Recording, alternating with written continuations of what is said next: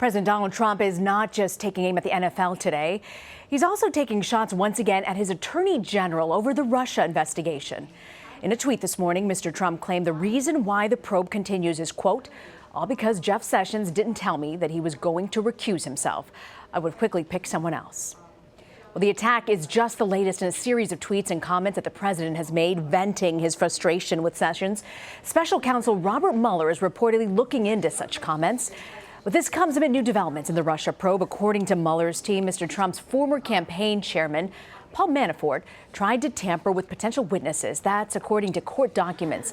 And now prosecutors want a judge to consider jailing Manafort while he awaits trial. Anita Kumar is a White House correspondent for McClatchy News and joins us now from our Washington bureau. Okay, Anita, I want to start off first with the latest on Sessions.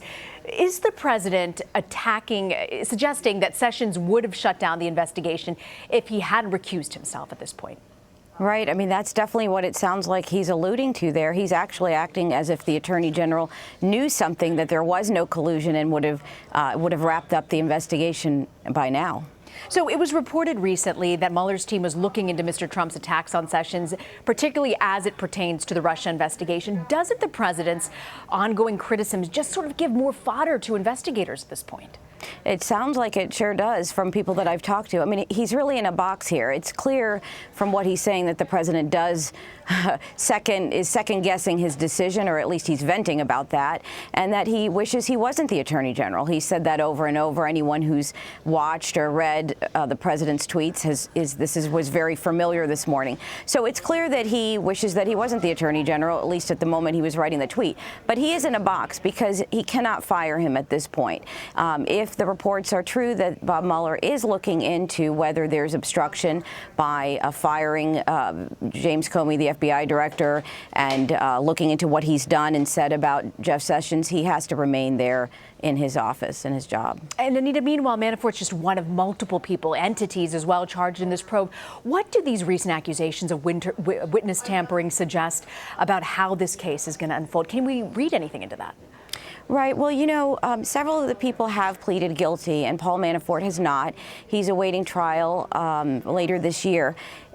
You know, what investigators and what they're saying is that he is trying to get other people to go with his story, go with what he's saying, what he did and what he didn't do. And so he was trying to get messages to those people. Now, it doesn't list who those people are in the documentation, but it's believed to be some of the people that, you know, investigators already know about that were brought up before in the charges. You know, the White House has basically two things to say about this. One, that Paul Manafort was brought in, you know, and was not involved in the campaign very much. People dispute that wrote about the campaign and followed the campaign.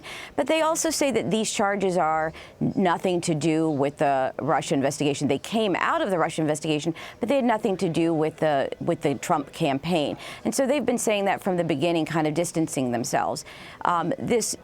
What happened yesterday with this latest development is no different. What you might be looking at is, if you're someone that's affiliated with the White House or the president's campaign, is that this is someone who now, if there's more pressure on him to make a deal. There's no idea that he will make a deal. There's no reporting that he's made a deal. But is the more that the investigators push on him, the more they'll want him to make a deal. And if he does make a deal, I think that people that are affiliated or with the president will think, oh, well, what will he say?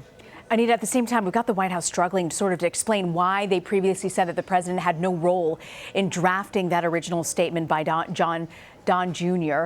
last year about a 2016 meeting at Trump Tower. It's been reported that the president directly dictated it. Rudy Giuliani was asked about this last night. I want to play that for you. Why do you believe that the White House team / the Trump legal team before Rudy Giuliani, why do you think they chose to lie about his role in drafting this statement about Trump Jr.'s meeting with the Russians? Chris, you think maybe somebody could have made a mistake? Right. It's a lot of mistakes. Why is it always a lot of mistakes? Why is it always that somebody? You think Jay Sekulow lied? Maybe he just got it wrong. Like I got a few things wrong at the beginning of the investigation. Somebody could have made a mistake. What does the changing story mean for this White House? Is it trying to control this narrative? Right. It's interesting that he was laughing so much when he was answering that question.